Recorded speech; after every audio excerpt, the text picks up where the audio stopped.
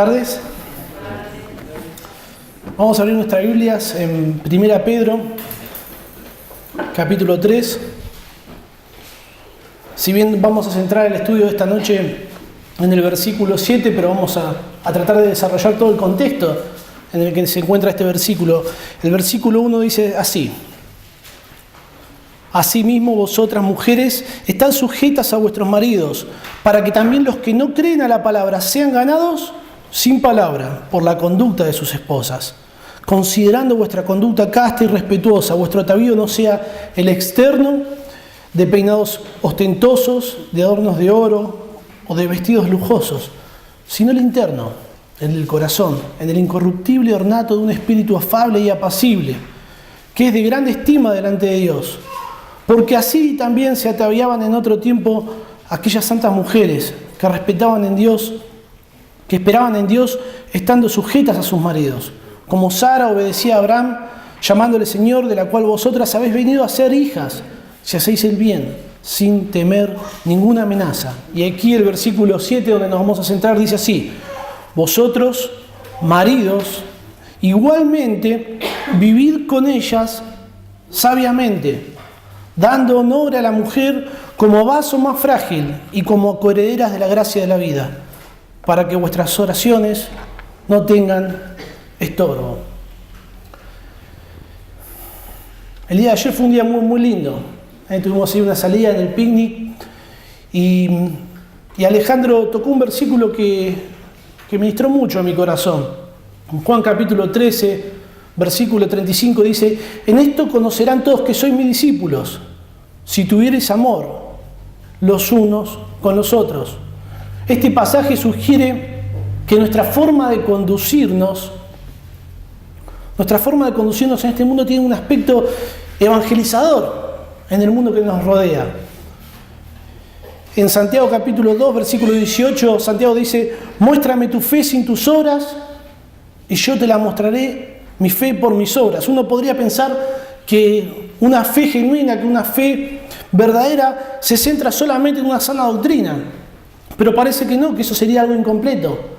Parece que la forma en la que vivimos debe ser acorde a la doctrina que predicamos, y eso tiene un impacto tremendo en la vida de las personas.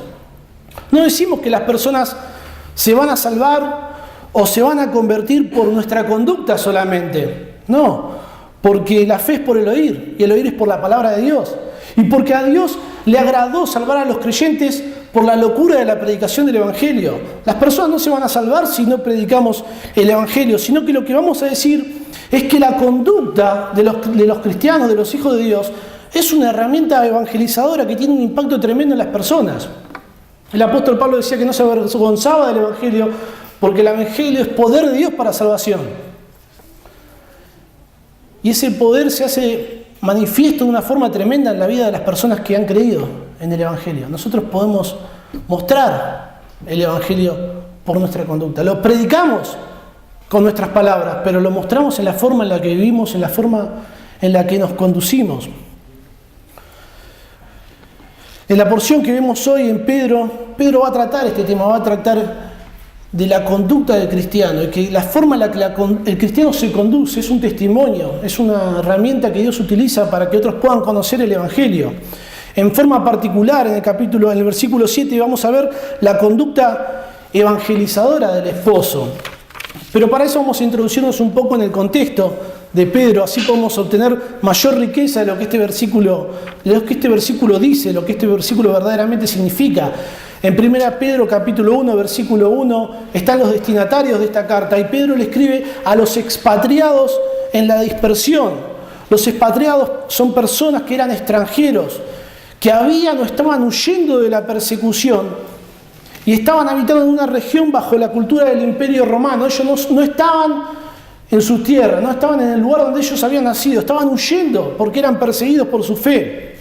Y Pedro quería dejar en claro en sus mentes que, a pesar de que ellos eran peregrinos por no estar en sus tierras, más allá de eso eran peregrinos espirituales. Todos los creyentes somos peregrinos espirituales porque nuestra ciudadanía está en los cielos. En capítulo 1, el versículo 3, Pedro dice que según su grande misericordia nos hizo renacer nosotros hemos nacido de nuevo. En el versículo 23 dice que siendo renacidos. En el capítulo 2, versículo 2 dice que les sea como niños recién nacidos. Juan dice que todo aquel que cree que Jesús es el Cristo es nacido de Dios. Nosotros hemos nacido de Dios. Y es por eso que nuestra patria es la patria celestial. Y todos nosotros somos peregrinos en esta tierra. Dios nos hizo renacer para una herencia que está reservada en los cielos para nosotros. Nos dio una herencia. Y a causa de eso dice, conducíos en temor todo el tiempo de vuestra peregrinación. El versículo 9 del capítulo 2 dice que somos pueblo adquirido por Dios. Somos la posesión de Dios, somos el pueblo de Dios. En vista de que nuestra ciudadanía está en los cielos, el capítulo 2, el versículo 11 dice, Pedro, amados, yo ruego como extranjeros y peregrinos que os abstengáis de los deseos carnales que batallan contra el alma. Así que nosotros nos podemos identificar con los destinatarios en esta carta porque nosotros también somos peregrinos espirituales. Estos expatriados a los que Pedro les escribe eran gentiles. En 1 Pedro capítulo 1, el versículo 18 dice, fuiste rescatados de vuestra vana manera de vivir, la cual recibiste de vuestros padres. El capítulo 4, el versículo 3 dice, baste ya el tiempo pasado para haber hecho lo que agrada a los gentiles. Y luego relata una serie de pecados que eran comunes entre los gentiles. Estos creyentes no eran en su mayoría judíos, sino que eran gentiles que se habían convertido al cristianismo. Y estaban pasando por una ocasión que era tremenda de persecución. Vamos a ver algunos versículos en el pasaje y luego vamos a ver cómo era el contexto histórico que rodeaba esta situación. En el capítulo 1, el versículo 6 dice, aunque ahora, por un poco de tiempo, si es necesario, tengáis que ser afligidos de diversas pruebas. El capítulo 2, versículo 12 dice que murmuran de vosotros como de malhechores. Y había una serie de falsas acusaciones contra los cristianos que vamos a ver más adelante.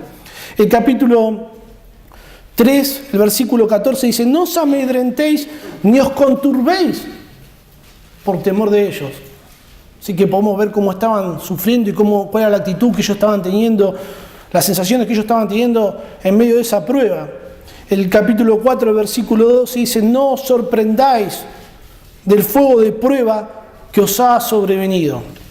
Claramente en la carta encontramos que hay una prueba de fuego, que hay una campaña de calumnias y que hay sufrimiento por causa de Cristo. Ellos estaban siendo perseguidos por ser cristianos.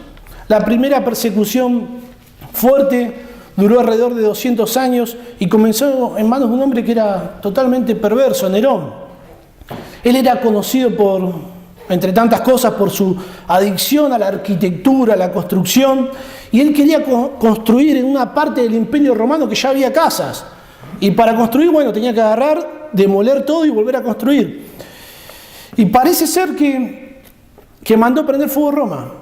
Y todo el pueblo sabía que había sido Nerón el que lo había hecho. Hay varios relatos de historiadores donde las personas sabían que había sido el mismo Nerón, e inclusive había personas que él había mandado para que cuando el fuego cesara, iban y lo seguían prendiendo para poder destruir. La cosa es que este incendio que querían hacer se le escapó de la mano de Nerón y prendió, si no me equivoco, 2/3 partes de Roma, prendió fuego. Había sido devastador. Los romanos se habían prendido fuego los templos donde adoraban, los templos paganos, y ellos estaban destruidos por todo lo que había acontecido. Sin embargo, Nerón, para quitar la atención sobre él, decidió culpar a los cristianos, que ya eran odiados en ese entonces. Así que de una forma caprichosa, Nerón culpó a los cristianos de terrorismo de Estado, de que ellos habían incendiado, estaban atentando contra el Imperio Romano. En 1 Pedro capítulo 4, versículo 16 dice, si alguno padece como cristiano, no se avergüence, sino glorifique a Dios por ello. Parece que solamente el hecho de ser cristiano era suficiente motivo para sufrir. Claro, a causa de esta culpa que había. Se los culpó de otras diferentes acusaciones falsas, se los culpó de ateísmo por oponerse a los ídolos y al culto al emperador. La cena del Señor era un tiempo especial que ellos lo pasaban en una forma privada, donde solamente lo celebraban los cristianos. y frases como tomad, bebed, esta es mi sangre, comed, este es mi cuerpo, ellos las desvirtuaron totalmente y decían que los cristianos eran caníbales, que hacían canibalismo, y empezaron a inventar una serie de rumores totalmente ajenos a la verdad y mentirosos. Llegaron a decir que los cristianos en esas reuniones secretas se comían a un gentil, una locura, todo para generar un odio hacia los cristianos y una persecución fortísima. El amor entre los creyentes era algo tan evidente como lo vimos ayer, que los terminaban acusando de inmoralidad. Veían que los cristianos se amaban, se besaban y decían, bueno, esto es cualquier cosa, ¿no? Y una de las acusaciones que me llamó la atención y quizás va a ser clave en lo que vamos a ver hoy, es que una de las acusaciones que tenían los cristianos era que descomponían las familias, porque era una religión que dividía a la familia. Entonces, cuando había un esposo que era pagano y una mujer que se convertía, esta mujer abrazaba el cristianismo. Y eso era algo totalmente nuevo, porque en aquel entonces la mujer seguía siempre la religión del esposo. La mujer no tenía derecho para elegir cuál iba a ser su fe. Podía tener una fe alternativa, pero no podía dejar de tener la fe que tenía el esposo en diferentes religiones paganas. Y bueno, esto era un tema muy grave para la iglesia en aquel entonces. Así que los tiempos de aquellos cristianos eran muy duros, hermanos. Eran muy difíciles. No sé usted, pero yo a veces pienso que es muy difícil ser cristiano hoy en día. Y cuando leo todas estas cosas que sucedían, me lo hace replantear, ¿no? Parece que los cristianos en todas las épocas les ha sido difícil, ¿no? Y Pedro les va a hablar para fortalecerlos en la primera parte de la carta sobre la gran salvación que sucedió en el pasado en sus vidas. Les va a hablar en el medio de la carta en cuanto a su presente, su testimonio y ser un testimonio de luz en este mundo. Y sobre el final de la carta va a poner su mirada hacia el futuro. Y llegamos al capítulo 3, al versículo 7, el versículo que vamos a tocar hoy. Y dice, vosotros maridos, igualmente. Y ahí esta palabra nos lleva a pensar qué fue lo que pasó anteriormente en todo lo que venía diciendo Pedro. Llegamos al versículo 1 del capítulo 3, dice, asimismo vosotras mujeres. Así que tenemos que seguir escalando versículos, tenemos que seguir subiendo. En el versículo 18 dice, criado está sujeto con todo respeto a vuestros amos. Y siguen habiendo diferentes instrucciones. Dice en el versículo 13, por causa del Señor, someteos a toda institución humana, ya sea al rey como a superior. Y para poder entender todo este pasaje nos lleva al versículo 9 del capítulo 2. Y dice así, mas vosotros sois linaje escogido, real sacerdocio, nación santa, pueblo adquirido por Dios. ¿Para qué? Para que anunciéis las virtudes de aquel que os llamó de las tinieblas a su luz admirable. El motivo, querido hermano, por el cual usted y yo estamos en esta tierra es para anunciar las virtudes de Dios, para anunciar las virtudes de Cristo, para llevar gloria al nombre de Dios. Dios nos salvó para que le demos a conocer a Él. Y el versículo 11, el versículo 12 dice cómo debemos anunciarlo. Fíjense, el versículo 11 dice, amados, yo ruego como extranjeros y peregrinos que os abstengáis, que os apartéis de los deseos carnales que batallan contra el alma. Y dice, manteniendo buena vuestra manera de vivir entre los gentiles, para que en lo que murmuran de vosotros como de malhechores, glorifiquen a Dios en el día de la visitación, al considerar vuestras buenas obras. Hermano, esto a mí me impactó de una gran manera. Dice que debemos anunciarlo viviendo de una forma irreprochable, de una forma ejemplar. Y habla de la salvación como el día de la visitación. Es una referencia a la salvación de las personas. Es interesante cómo describe Pedro que sucede esta situación en esta persona cuando se convierte. Cuando la gracia de Dios visita el corazón de este incrédulo, este responde con fe salvadora y glorifica a Dios, porque recuerda el testimonio de los creyentes que ha observado. Nosotros podemos conducirnos de esta forma intachable y quizás va a haber personas que se van a burlar de nuestra fe. que nos van a perseguir, entre comillas, que nos van a atacar por lo que creemos, en nuestra familia, en nuestro trabajo, en la escuela. Pero un día la gracia de Dios va a visitar el corazón de estas personas. Y cuando se conviertan, considerando la conducta que ellos vieron de nosotros, el nombre de nuestro Dios va a ser glorificado. La forma en la que nos conducimos tiene un impacto tremendo en este mundo que nos rodea. El versículo 15 del capítulo 2 dice: porque esta es la voluntad de Dios, que haciendo el bien hagáis callar la ignorancia de los hombres insensatos. Entonces, Pedro nos va a hablar sobre cómo dar a conocer a Cristo en un mundo adverso. Y lo va a hacer con una respuesta que a mí realmente me sorprendió. Y va a ser a través de la sumisión. Fíjense en el capítulo 2, el versículo 13 al 17 dice: por causa del Señor, someteos a toda institución humana, ya sea el rey como el superior, ya los gobernantes como por él enviados para castigo de los malhechores y alabanza de los que hacen el bien. Parece ser que la forma en la que nosotros podemos ser un testimonio como ciudadanos es sometiéndonos a los gobernantes y a las leyes que hay. Y en los tiempos del Nuevo Testamento el Estado era totalmente autoritario.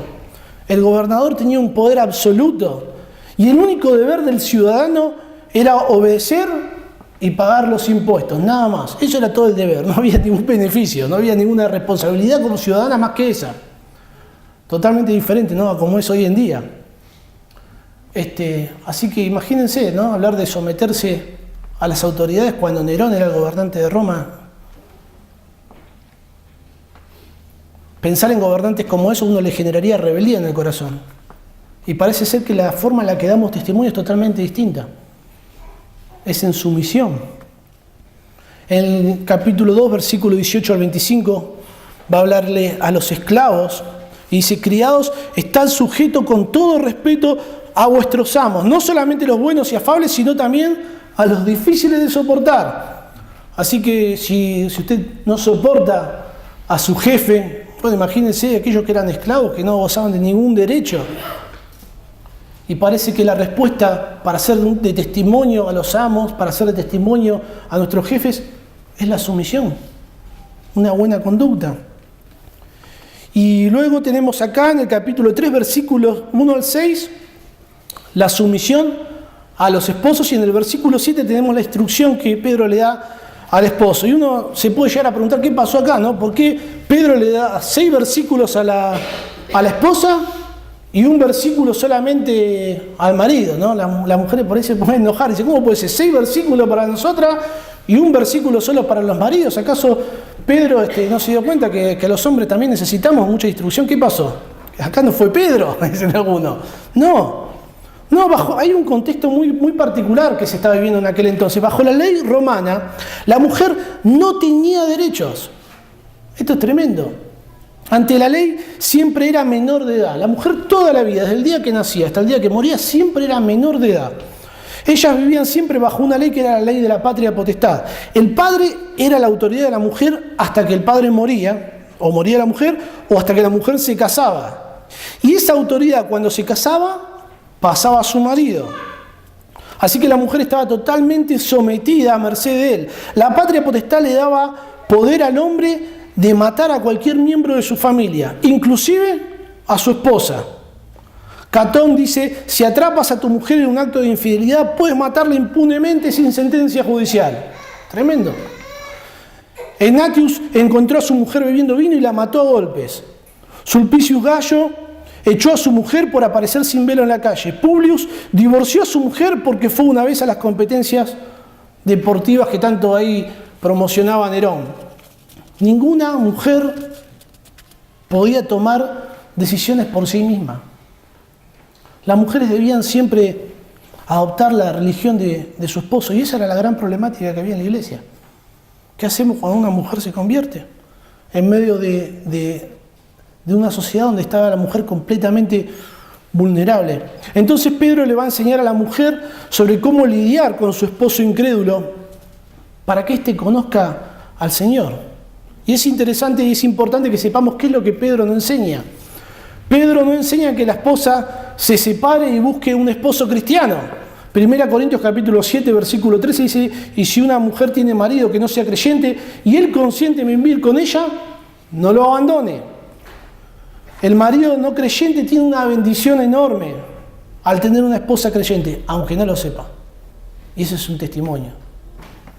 Y es una herramienta que Dios va a utilizar para que este esposo pueda, si está en su voluntad, conocer a Cristo. Dice, pero si el capítulo 7, versículo 15 de 1 Corintios, dice que si el incrédulo se separa, sepárese, ahí sí queda la mujer libre. No dice que la mujer debe predicarle constantemente, Así que no dice que si la mujer tiene un marido que es incrédulo, bueno, martíllele la cabeza, háblele todo el tiempo, las 24 horas, déjele folleto por todos lados, abre la visera del auto, se le cae un folleto. No, Pedro no dice que haga eso, todo lo contrario. Fíjense en lo que dice. Asimismo, vosotras mujeres están sujetas a vuestros maridos, para que también los que no creen a la palabra, se ve que ellos ya escucharon la palabra, pero no la creen. Y dice, sean ganados sin palabra por la conducta de sus esposas. Impresionante. Impresionante. No dice tampoco que porque el esposo no es creyente, la mujer no se debe someter. Entonces la mujer dice, no, mi marido no es creyente, así que ¿cómo me voy a someter a un incrédulo? No, Pedro no dice eso. Dice algo totalmente distinto. Pedro dice que la mujer debe sujetarse a su marido. Y que esto va a ser un testimonio, que esto va a ser un impacto en la vida de su marido para que él pueda conocer a Dios. Dice que debe conducirse en esa relación matrimonial con pureza, con reverencia, en un espíritu afable y apacible. La mujer debe tener un carácter manso y humilde. Así que no nos tenemos que sorprender de que hay 6 versículos a la mujer. Todo lo contrario, es notable que Pedro le hable de esta forma a las mujeres, porque era una sociedad donde la mujer estaba totalmente descartada. Donde para la sociedad en la que se vivía lo más lógico era que ni le hablara a la mujer. ¿Para qué le va a hablar si la mujer tiene que adoptar la religión del marido? Sin embargo, es notable que Pedro dedique esta porción tan importante. Y llegamos al versículo 7, dice, vosotros maridos, igualmente vivid con ellas sabiamente, dando honor a la mujer como vaso más frágil y como coherederas de la gracia de la vida, para que vuestras oraciones no tengan estorbo. Y vamos a ver, y vamos a detenernos en este versículo para ver la conducta evangelizadora del esposo. Así que tenemos acá a un esposo que es creyente, y la pregunta que nos vamos a hacer es si la esposa de este marido al que se dirige Pedro era o no era creyente. Vamos a abrir nuestras Biblias en Efesios capítulo 5 para notar una diferencia. Efesios capítulo 5, el versículo 21, vemos que Pablo cuando habla a los efesios hay una reciprocidad, hay una ley de reciprocidad. Pablo le habla a las dos partes que forman parte de la relación. Fíjense, capítulo 5, versículo 21 dice, someteos unos a otros en el temor de Dios. Dice el versículo 22, las casadas estén sujetas a sus propios maridos como al Señor. Versículo 25, maridos, amad a vuestras mujeres, así como Cristo amó a la iglesia y se entregó a sí mismo por ella. Fíjense más adelante, el capítulo 6, versículo 1 dice, hijos, obedeced en el Señor a vuestros padres. El versículo 4 del capítulo 6 dice, y vosotros padres, no provoquéis a ira a vuestros hijos. Versículo 5, siervos, obedeced a vuestros amos terrenales. Versículo 9 dice, y vosotros amos, haced con ellos lo mismo, dejando las amenazas, y sigue hablando. ¿Ven cómo Pablo le habla a una parte, le habla a las mujeres y le habla a los maridos? Le habla a los hijos y le habla a los padres. Le habla a los esclavos y le habla a los amos. Pero vemos que Pedro habla solamente a una sola de las partes. Vemos que Pedro le habla a los ciudadanos creyentes, en un mundo donde hay gobernantes incrédulos. Vemos que Pedro le habla a esclavos que son creyentes, cuyos amos son incrédulos. Y veíamos recién en el capítulo 3, versículo 1, que Pedro le habla a una esposa que es creyente y que su marido es incrédulo. Así que por el contexto nos vamos a dar cuenta, y claramente a medida que desarrollemos el versículo 7, de que Pedro le está hablando a esposos creyentes cuyas esposas no conocen todavía al Señor. Y quizá uno podría decir, bueno, pero mi señora ya conoce al Señor, esto no es para mí. No, hermano, hay lecciones prácticas que podemos sacar para la vida de cada uno de nosotros en la iglesia. Esto es algo que lo tenemos que aplicar con mucho más intensidad, ¿no? Si nuestras esposas son creyentes, con mucha más gratitud. Hay lecciones para todos. Las esposas pueden pedirle a sus maridos que se conduzcan de una forma sumisa y amorosa. Las mujeres que están solteras pueden ver qué es lo que ellas pueden esperar de un hombre el día de mañana cuando se casen. Los jóvenes pueden ver qué clase de hombre tienen que ser en el futuro. Así que sin lugar a duda va a haber lecciones para todos, pero de forma puntual, de forma específica, Pedro va a hablar de la conducta evangelizadora del esposo. Y yo creo que si bien tiene que ver en relación a la esposa, esto tiene un impacto sobre toda la familia que rodea a este matrimonio cuando se conduce de esta forma. Así que Pedro le dice, bueno, vosotros maridos igualmente, los maridos también se tienen que someter, como los ciudadanos se someten a los gobernantes, como los esclavos a los amos, como las mujeres a los maridos, también los hombres debían someterse, no a la autoridad, sino a las necesidades de la esposa. Someterse es subordinar nuestros deseos personales para llenar las necesidades de nuestra esposa. Eso es lo que debemos hacer todos nosotros como maridos. En Efesios 5:21 dice, someteos unos a otros en el temor de Dios. Todos debemos someternos en alguna medida y en diferentes áreas de nuestra vida. Entonces Pedro va a hablar en cuanto a cómo debe ser esta conducta de este marido para ganar a su esposa para Cristo. Y la primera característica es la comprensión. Fíjense, dice, vosotros maridos, igualmente, vivid con ellas sabiamente. Vivid con ellas sabiamente.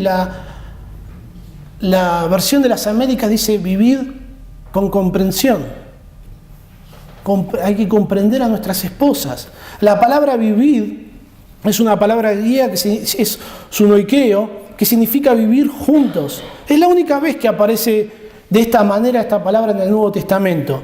Las palabras que empiezan con esta raíz sun siempre habla de actividades que se llevan a cabo con otras personas de forma mutua. Por ejemplo, la palabra sunomileo, mileo significa hablar. Sun, con la raíz sun, significa conversar mutuamente.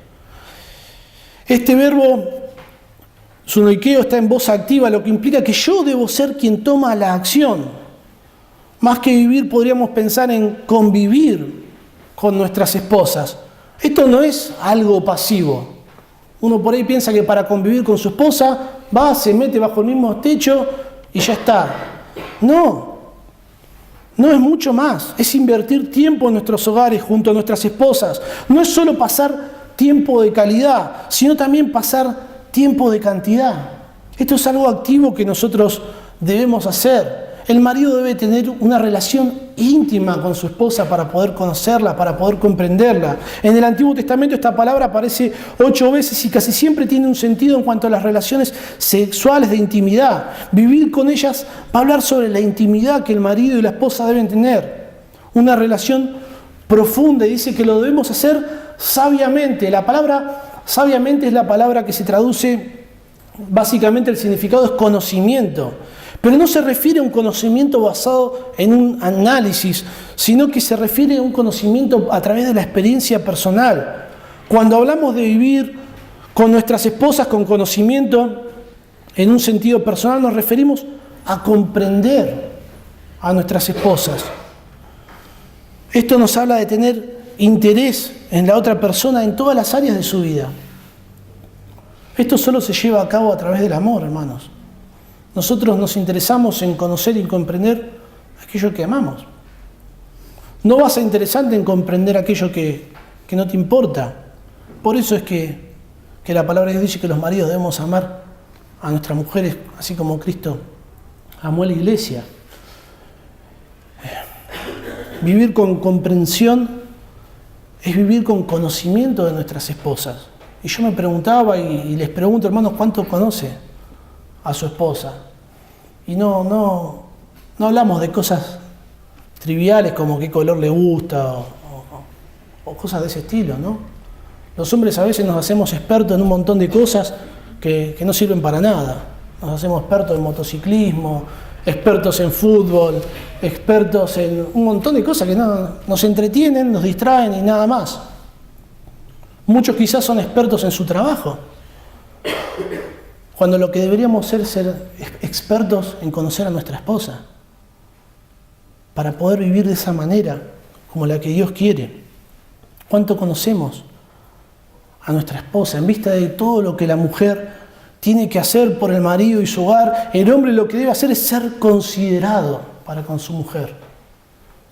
Y es notorio cuando hay un marido que es considerado para con su esposa, se preocupa por las cosas de su esposa sin que su esposa ni se lo mencione, porque subordina todas sus necesidades para poder conocer las necesidades de su esposa y suplirlas. No sé cómo será su experiencia, hermano, pero a veces uno se olvida que las mujeres se cansan, que las mujeres también se enferman y que no pueden a veces cargar con todas las cosas solas. Y uno a veces es desconsiderado. Como maridos debemos ser comprensivos. Y esto se hace viviendo con ellas, con conocimiento. Recuerdo conocer un marido que estaba todo el tiempo fuera de su casa, no estaba nunca en la casa. Salía a las 7 de la mañana, llegaba a las 9 de la noche, destruido, comía y se iba a dormir. Y este marido me contaba, no, pero mi matrimonio es bárbaro, porque yo los sábados, trabajaba también los sábados, yo los sábados a la noche salgo con mi mujer a comer y ahí hablamos de las cosas que pasaron en la semana. Esto, hermano, no. Yo entiendo que a veces las necesidades apremian, pero esto no es convivir. O sea, este hombre cuando yo hablaba parecía como que vivía en un hotel, ¿no? Iba a la casa, dormía, salía a la mañana, iba a trabajar, no tenía contacto con su esposa ni con sus hijos. Imagínense si esta esposa no conoce a Cristo, ¿cómo se va a convertir? Si no hay una relación que se está cultivando con su esposo.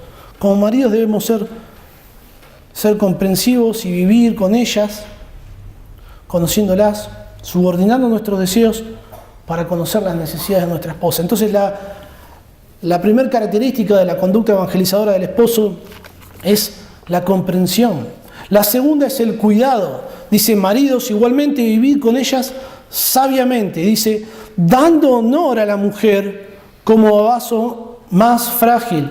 El hombre de Dios debe tener cuidado, debe cuidar. Debemos cuidar a nuestras esposas. Dice, dando honor. El hombre demuestra su comprensión a la mujer dándole honor. Esta expresión también solo aparece aquí, y dar honor significa asignar un valor. Dar honor sería darle a la mujer el valor que Dios le da. El que haya esposa, haya el bien y la benevolencia de Jehová. Viendo todo lo que la mujer es para el marido, considerando la bendición que es para nosotros, lo que debemos hacer es valorarla. No es solo hacerlo verbalmente, sino también a través de los hechos, del respeto y de la defensa de ella, aun cuando sea necesario. Un marido como Dios quiere no habla mal de su esposa. Qué triste que es ver cuando un marido habla mal de su esposa. Cuando un marido hace eso, no la está cuidando. Tenga o no tenga razón, un marido le debe valorar a su esposa, aún siendo incrédula. Aún siendo incrédula. Dice que debe darle valor a la mujer como vaso más frágil. Este honor, este valor era muy necesario en aquel entonces, porque la mujer era como nada, era como una cosa, no tenía ningún derecho. Y la mujer en aquel entonces estaba en una condición de vulnerabilidad total. Así que esto que estaba enseñando Pedro era algo totalmente nuevo y revolucionario. Porque cuando Pedro hablaba sobre darle valor a sus esposas, ellos no le daban ningún valor, ninguna importancia. Nótese que el versículo que leíamos recién dice como vaso más frágil. Dice que debemos valorar a nuestras esposas como el vaso más frágil. Todos, en un sentido, somos frágiles, todos. Pero parece ser que la mujer es más frágil. ¿Y qué significa esto, no? La palabra vaso se utiliza para hablar de diferentes cosas. A veces se utiliza esta palabra para hablar de una persona como un instrumento. Por ejemplo, cuando en Hechos capítulo 9, versículo 15, Pablo dice, porque instrumento escogido me es este. Esa palabra instrumento es la misma palabra. En otras ocasiones esta palabra se utilizó para hablar en cuanto a la esposa misma, mi vaso, mi esposa. Pero yo creo que acá Pedro, cuando habla sobre el vaso más frágil, se va a referir a la persona, al vaso como una criatura de Dios, como una creación de Dios. Me hace acordar ahí a Jeremías 18, la parábola del alfarero, donde las personas somos como vasijas de barro. Parece ser que Pedro se refiere en ese sentido. Entre el hombre y la mujer parece ser la mujer de constitución más débil y vulnerable, no solo por una constitución física, sino también por el contexto social de aquel entonces, donde la mujer era tratada como una cosa o como un esclavo a servicio del marido.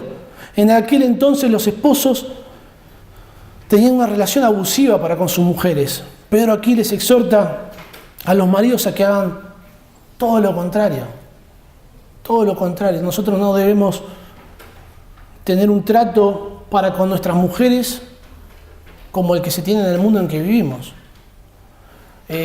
Estamos en un momento donde el feminismo tuvo mucho auge y pensamos que la mujer se la trata de una forma totalmente diferente, pero eso no es lo que nos enseñaron, por lo menos en mi hogar. Eso no es lo que aprendimos en nuestra sociedad. Está muy lejos. Es tremendo, ¿no? A ver, las cosas que uno tiene que escuchar. A veces me pasó hay un grupo de amigos que conozco, de conocidos del barrio, que jugamos a la pelota los lunes, y me dicen, ¿por qué llevas vos a tu hijo a la escuela a la mañana? Y porque agarro el auto y voy y lo llevo a la escuela, porque me gusta, porque, yo qué sé, es más fácil. No, mi señora no sabe manejar por ahora, entonces lo llevo yo con el auto, le hago un favor a ella. Me decían, no, tiene que ir tu mujer, y vos ya trabajás. Me dice, ya está. Y esto es una frase que yo la he escuchado un montón de veces en mi infancia. Yo ya está, traje la plata, se finí, se acabó, no voy a hacer más nada por este hogar. Y a veces los hombres crecimos aprendiendo eso en nuestros hogares. Yo me acuerdo, mi abuelo era tremendo, mi abuelo Tano era tremendo. Él no lo veías nunca en la casa. Se iba siempre para todos lados, nunca lo registraba. Pero ya está, con traer la plata ya es suficiente. A veces cuando la esposa le exige algo al marido, se escucha ahí la frase de fondo, pero yo ya traigo el dinero, ¿qué más querés que haga? Como si la mujer no hiciera poca cosa, ¿no?, en el hogar durante el día. Así que hay una importancia muy grande de parte de nosotros del trato que tenemos con nuestras mujeres. Dice que es vaso más frágil. Esta palabra frágil se utiliza para hablar de debilidad. Ahora todos somos débiles, hermanos. En 1 Corintios 1:27 dice, sino que lo necio del mundo escogió Dios para avergonzar a los sabios. Y lo débil del mundo escogió Dios para avergonzar a los fuertes. Todos los hijos de Dios somos débiles. Si usted se creía fuerte, importante o interesante, la Biblia dice todo lo contrario, lo leímos hoy antes en el momento de la adoración. Todo lo que Dios escogió es lo débil del mundo. Todos somos débiles. Pero este pasaje dice que la mujer es más débil y va a hablar sobre la fragilidad de la mujer con respecto al hombre. Esa fragilidad no tiene que ver con su inteligencia para nada, ni con su espiritualidad. Esa fragilidad tiene que ver con sus sentimientos y su vulnerabilidad en la sociedad que la rodea. Los maridos no deben abusar, no debemos abusar de las responsabilidades que Dios pone a la mujer en el hogar, sino que también el marido debe someterse a cuidar de su esposa como vaso más frágil, dándole el valor que Dios le da.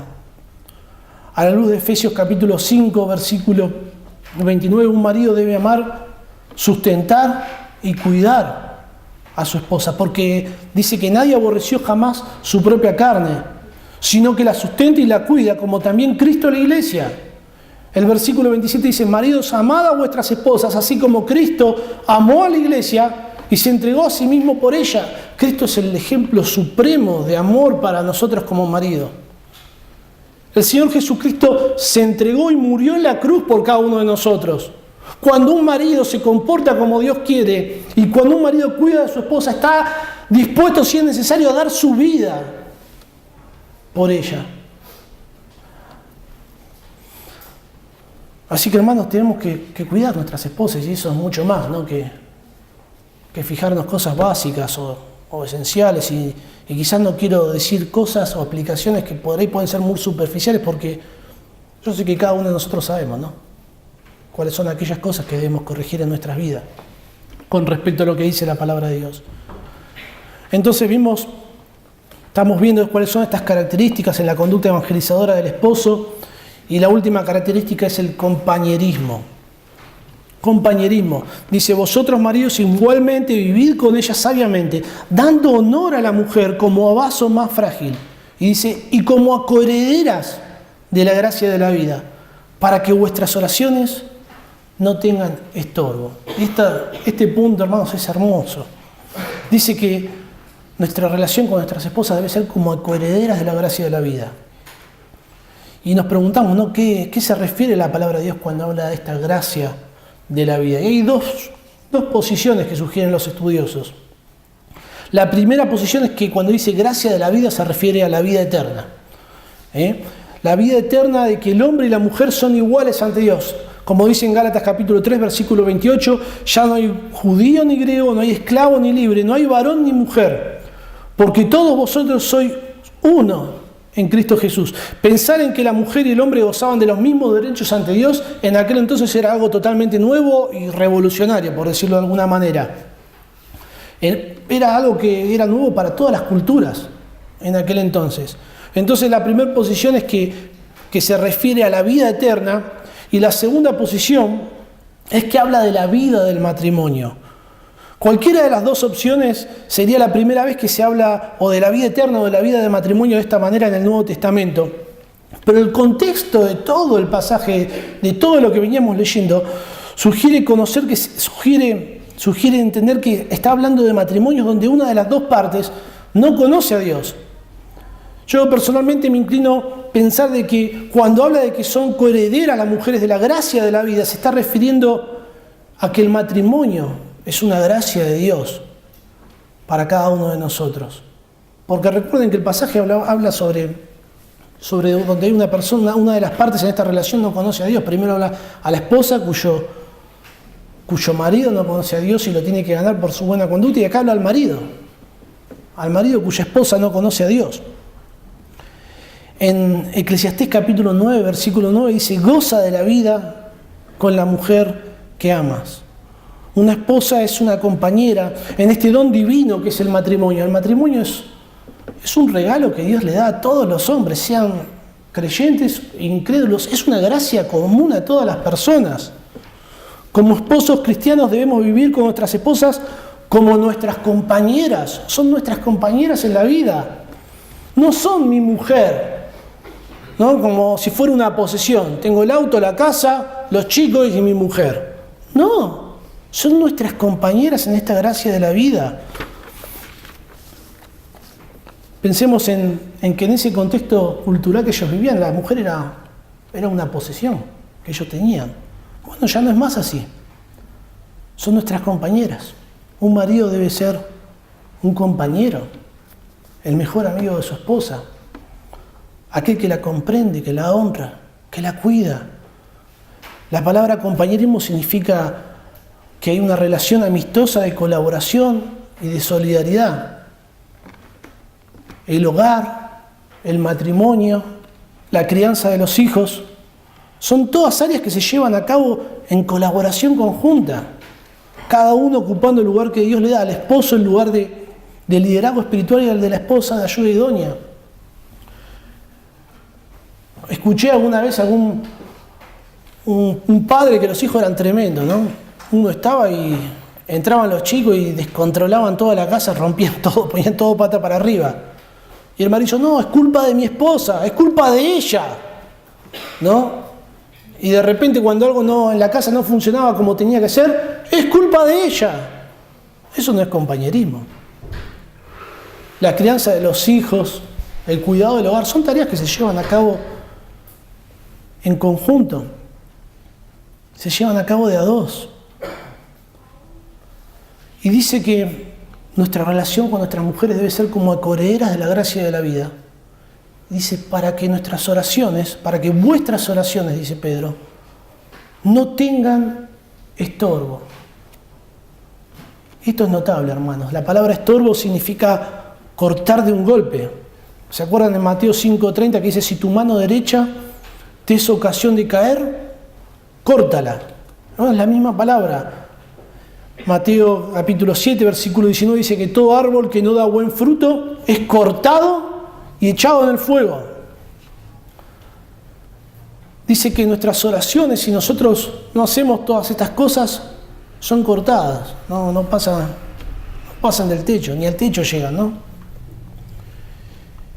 Y yo pensaba, y pensamos, ¿qué es lo que este hombre de Dios, al que Pedro se dirige, por qué está orando? ¿Cuál es su oración? Yo creo que por el contexto, este hombre está pidiéndole a Dios por la salvación de su esposa. Este hombre está rogándole a Dios para que salve a su esposa. Y es muy sencillo, ¿no?, la explicación del pasaje. Si este marido no es considerado, no es comprensivo con su esposa, no la cuida, no es un compañero en la vida, y llega ante Dios, se presenta y dice, Dios, salva a mi esposa, es una ridiculez. La conducta que está teniendo este marido es una excusa más para que esta mujer rechace a Cristo. ¿Qué voy a creer en tu Dios? Si mira cómo te conducís, mira la clase de conducta que tenés. De la misma manera que la buena conducta de la esposa, en el capítulo 3, versículo 1, cristiana, es una herramienta evangelizadora. La mala conducta del esposo es un estorbo para la salvación de su esposa. El matrimonio es una gracia de Dios. Es un regalo de Dios para todos los hombres. El hogar es una bendición. El hogar, cuando una familia se ajusta a los preceptos de Dios en su palabra, es una bendición enorme. No hay nada más lindo, hermano. Es un regalo de Dios maravilloso. Ahora, desgraciadamente, esto no es así en todos los hogares, por consecuencia del pecado, porque no es Dios, no es Cristo quien está reinando en esos hogares. Pero es nuestra responsabilidad como cristianos, como hijos de Dios, hacer de nuestro hogar esto, un testimonio para que otros puedan conocer el Evangelio. Muchas veces los padres están, y yo conozco muchos padres que están obsesionados con la salvación de sus hijos, no saben qué hacer, están re preocupados por sus hijos, cómo van a hacer para ser salvos.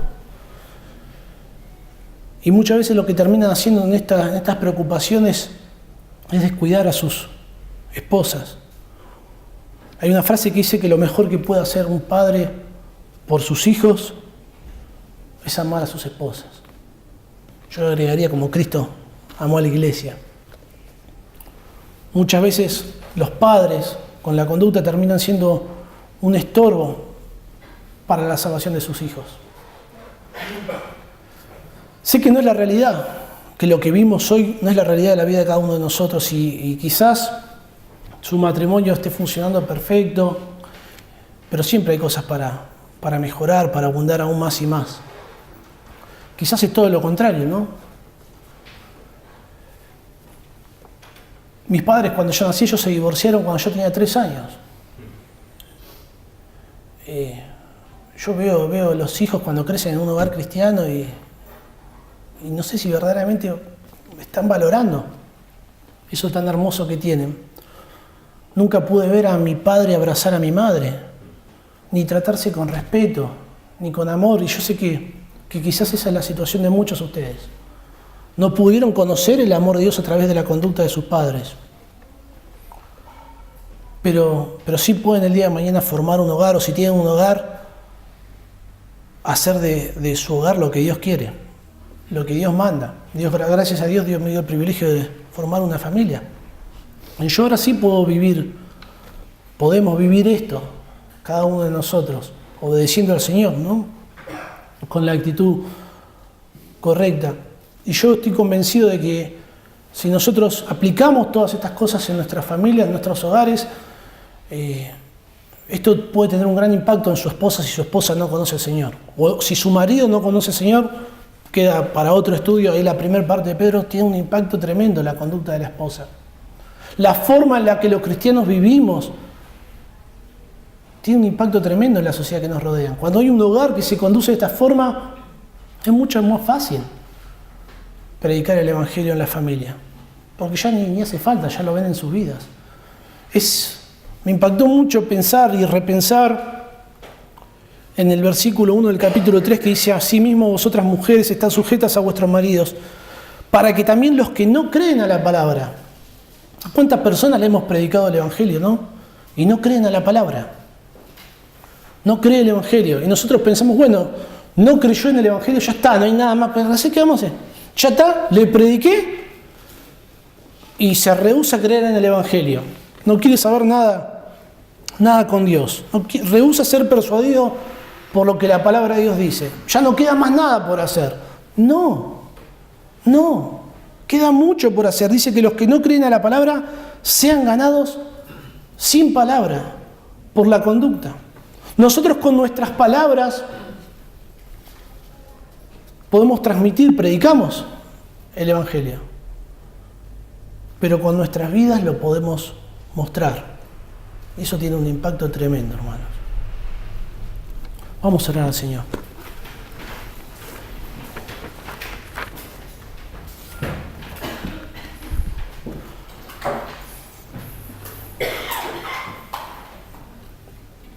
Padre, Señor, te queremos dar gracias por tu palabra, por cómo tú hablas a nuestros corazones. Y Señor, lo hermoso que es todo, como tú lo planeaste, Señor, para que suceda en nuestros hogares cuando nos conducimos conforme a tu voluntad, Padre. Señor, pedirte para que tú nos des la gracia para ser esposas, esposos que honren tu nombre, que te glorifiquen a ti, para que podamos ser cristianos en cada lugar, en el trabajo, en la escuela, que llevemos gloria a tu nombre, Señor, a través de nuestra conducta, que otros puedan conocerte a ti, Señor, y podamos cumplir el propósito que tenemos en esta tierra como pueblo tuyo, Padre. Señor, gracias por la iglesia, por los hermanos y por poder estimularnos cada domingo mutuamente, Señor, a obedecer tu palabra, Señor. Te damos gracias por todo, en el nombre del Señor Jesús. Amén.